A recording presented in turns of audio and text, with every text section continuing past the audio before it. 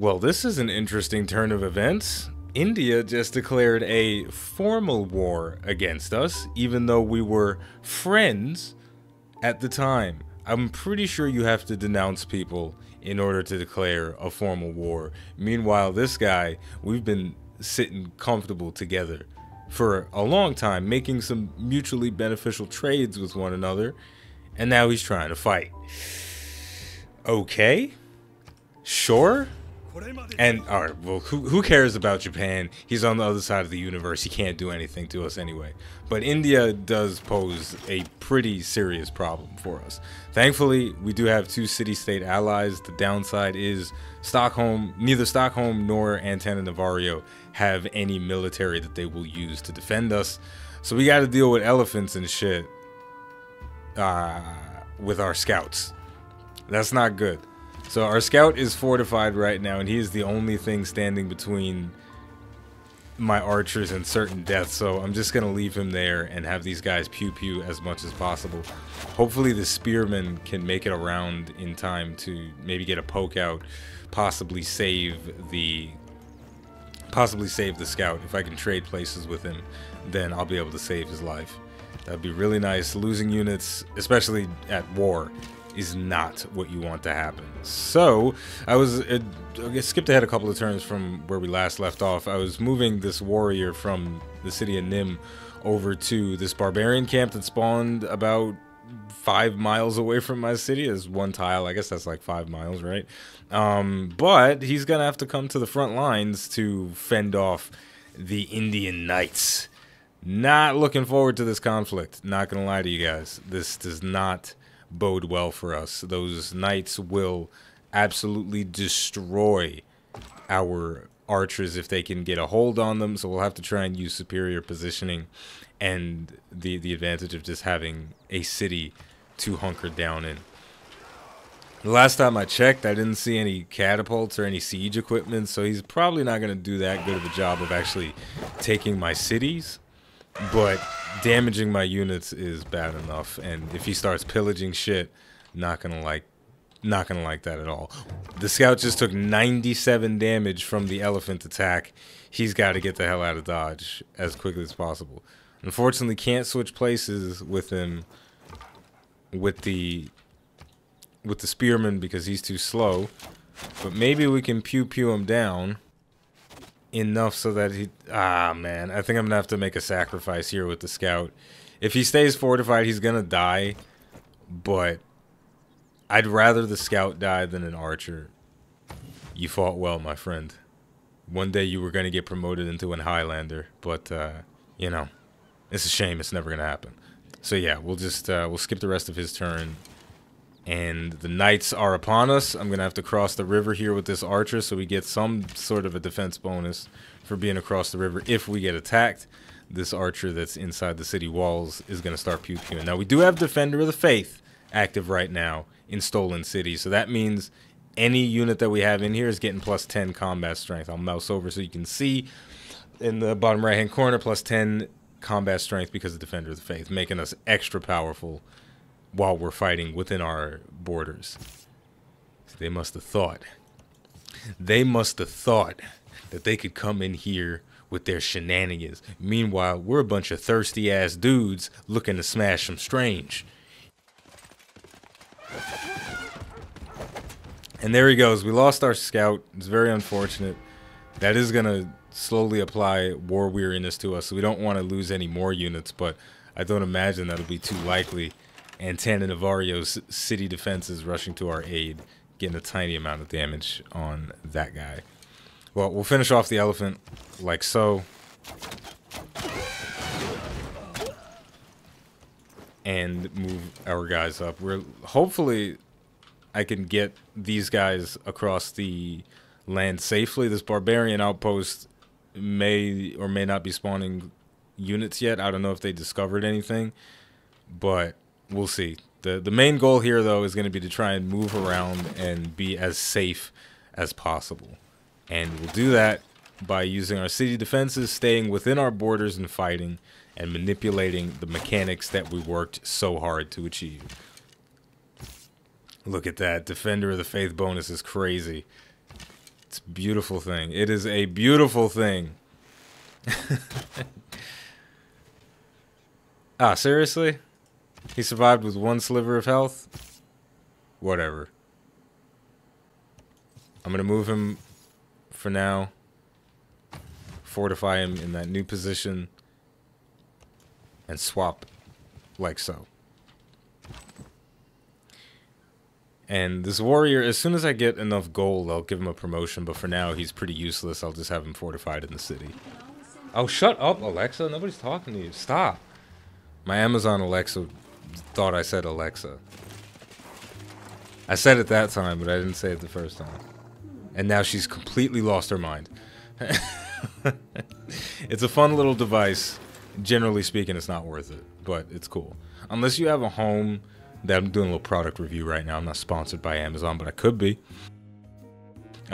Generally speaking, if you don't have a home that has some sort of smart technology like the lighting and stuff, the Alexa, not super worth it. I do use it a lot, all the time actually, because it can play Pandora and it's cool, but it's not necessary, is what I'm saying. But it's a nice luxury to have. Now we just finished building the settler. Cartography is not going to be done for 24 turns. What I'm going to do with this guy, as soon as we finish dealing with this war that's come out of nowhere pretty much, is we're going to put a city right here. I'll put a pin down. Because I don't want Macedon to... Macedon is pretty much having a field day with settlers right now. And for once, they're actually escorting their units so that I can't steal them. Apparently, they've learned their lesson, finally.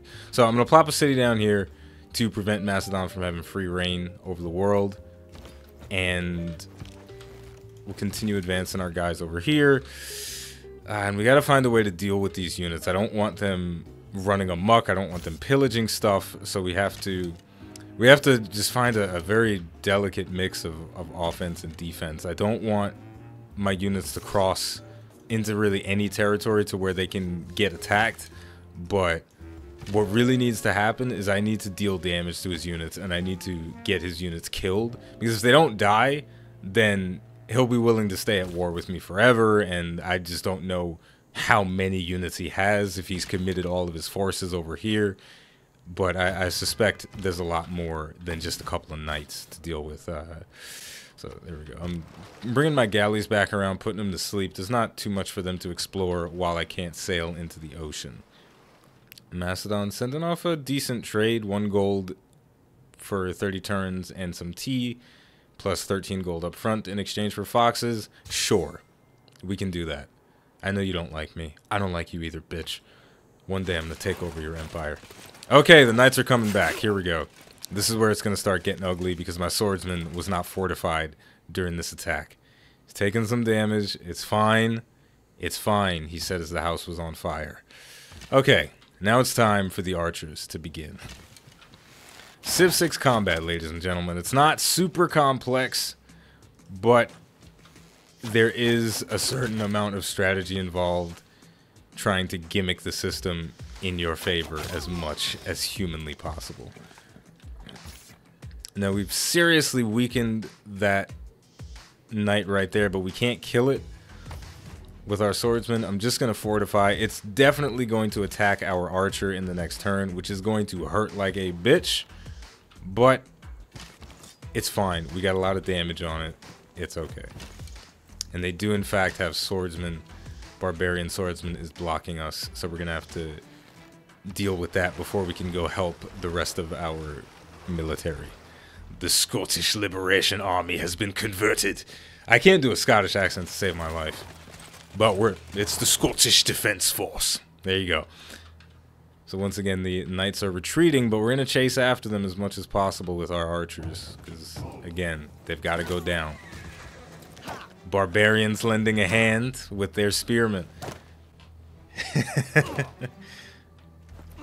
He's not stopping. He's going for it, folks. Oh, yeah. There you go. That was like 6 or 7 stabs. I appreciate the help. Our spearmen, not going to be so lucky. Now, hopefully, we can... today's episode is going to be all commentary about what's going on, because I seriously don't want to lose this game. So hopefully we can save this spearman from the warriors. I don't think I'll be able to run it away unless I run it behind my archers, and if I do that, the archers are going to die. So probably the best bet is to fortify. I wish I could move on top of the hill to move onto the hill and then fortify, but that's not an option. So I'm just going to go for the fortify and hope it's enough. Now these horsemen are retreating. They're on the run. I've got to chase after them.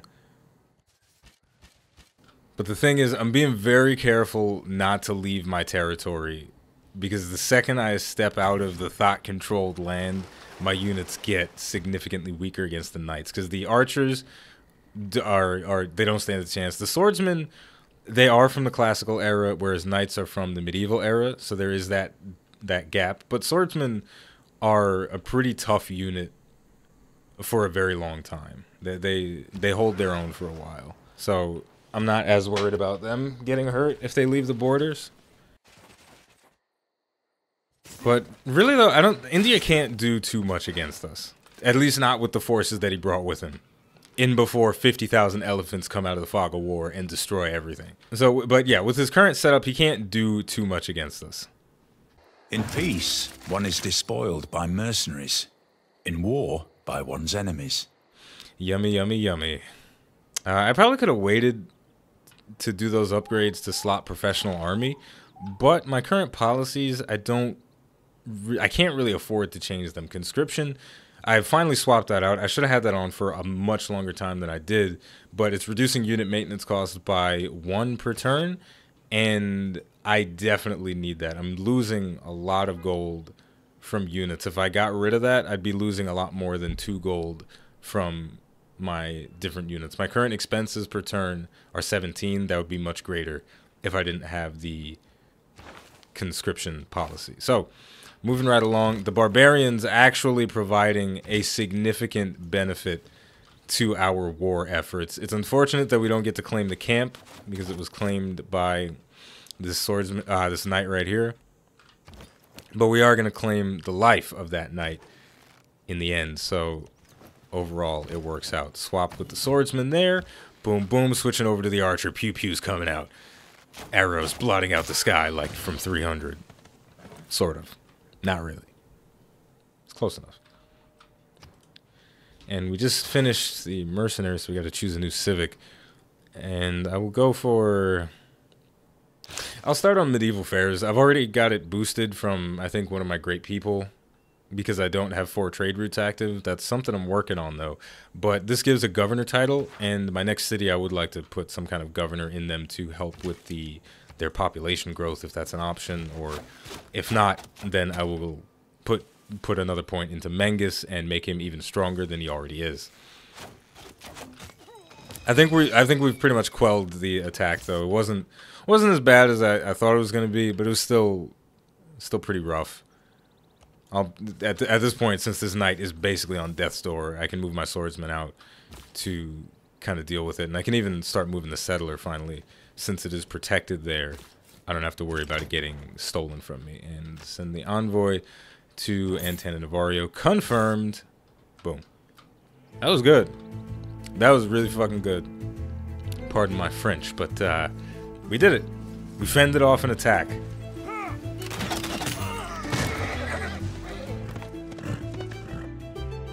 Alright. Wonderful. And Macedon, I feel like I should kill this knight and steal this settler. Should I declare war with Macedon? Nah, I don't have Defender of the Faith out here. I get fucked up. Not yet. I'm gonna destroy Macedon. It's on the menu, folks. I've had this really dumb on-again, off-again relationship with Macedon, and realistically, I should have completely disintegrated his empire from the get-go, but I've been playing a very peaceful game, and I've been enjoying it, so, you know, maybe it's a mistake in the long run, but overall, I think it's okay. Now, we just finished the commercial hub in the city of Nim, which is great. And I'm going to immediately start working on a market. I would like to build an audience chamber, because this gives +1 amenity and +4 housing in cities with a governor. And that benefit is crazy. But I'm in desperate need for trade routes, and just overall, I need some sort of financial status for my empire. Because that just bringing in extra finances will facilitate rapid growth with the plans that I have brewing in my head right now. What plans are those, Rob? What kind of strategy do you have right now? Well, we have a few tiles that could be improved. Over here, we've got these 2 hill tiles in Nim that would benefit from having mines on them. I don't imagine I'll put districts over here. All of my districts are really getting focused in this area where I'm circling the mouse right now. There could be some farms, you know, could be a farm here, some mines over here, need some more districts here. But this new city that's about to get erected on top of these trees is going to need builders.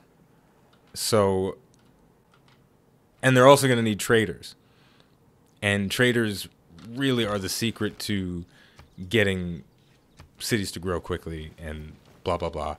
My brain is firing at a bajillion cylinders per second. I don't even know where I am right now. Am I still at my computer? I'm not really sure. I could be in Starbucks right now, and I don't even know it. That war was like just a boost.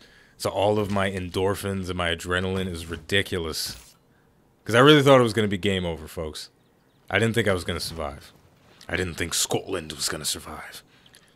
All right, so let's plop this city down. It's not a horrible city. And the production order is going to be pretty simple. Granary, monument. I should build ancient walls. I don't know why I don't have walls in all of my cities. That's really something that's on the menu to do, but it's not the most important thing for me right now because we're not really running the risk of conflict. Well, I say that as I'm currently fighting a surprise war. But I don't foresee anything crazy happening, especially after having tested the Defender of the Faith and seeing just how powerful it can really be when you manipulate it correctly and when you defend correctly with ranged units. And I'm honestly always surprised that Civ can show any sort of intensity, considering it is just a top-down turn-based game with relatively cartoonish graphics. You know,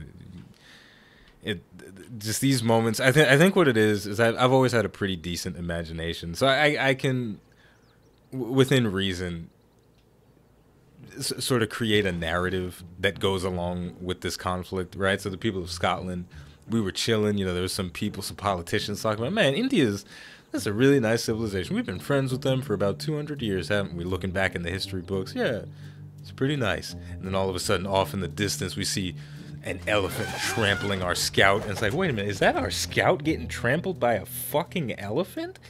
And it's like, yeah, is it? What the hell's going on? And then we call India on the phone. We don't have a phone. So we send them a messenger pigeon. And we're like, yo, are you sending elephants to kill our scouts? And then the messenger pigeon comes back and it just says, fuck you on it. And then the knights come and we battle. So that little bit of imagination makes Civilization quite a bit more exciting for me to play. And it makes the battles more lively and action-packed. But the last thing we're going to do here, the city is going to take a long time to grow, but we can expedite that by using builders to clear out some tiles. Now, I wish I had the Mangas bonus over in... gotta rename the city. Over in Sandwich City. I forgot who it was that suggested naming my next city Sandwich City, but you're awesome. It's a great name. Thumbs up for you. If I remember, I'll put your name in an annotation on screen, and you can feel really cool about yourself. So, in order to speed up the growth of this city, we've got a marsh tile right here, which gives 3 food, which is better than any of the other tiles that we have in terms of food generation, which means I should actually switch that right now while the tile is going to remain active. But when I do salvage that tile, it will give me a large amount of food that will instantly create a new population. So that'll just help the city overall. What I'll do next 10 turns until the market, so I'm going to need another trader pretty soon. I think I'm going to keep churning out more builders. I don't imagine it'll be easy for me to maintain a city off in this distance, but another settler, the next settler that I get would be nice if it lined up with cartography. So you know what? We'll go for the settler next. It's going to drop Free City's population down, but it's going to go right back up to 6, so it'll go down to 5 again in 16 turns. These guys have been churning out a lot of settlers for us. But it's fine. Free City is actually relatively underdeveloped, but it's not a huge deal because they are using all of their population to send out resources and send out settlers for us. So yeah, I think that's gonna just about wrap it up for the day. As India's gonna declare peace with us any minute. I'm gonna let him do it because I didn't start this fucking problem, so I'm definitely not gonna be the one to admit that I was wrong by asking for peace. He's gonna have to do that on his own. So, with all of that said, the name of the game is Civilization VI. The name of the channel is iBluairJgR Gaming for Comedy. If you enjoyed this video, don't forget to like, subscribe, and leave a comment. Let me know how you feel about starting fights and arguments with your friends. You know, who's the first one to say that they're sorry? Who's going to be the bigger man here? In this case, it better be India. Thank you for watching, and I'll see you next time.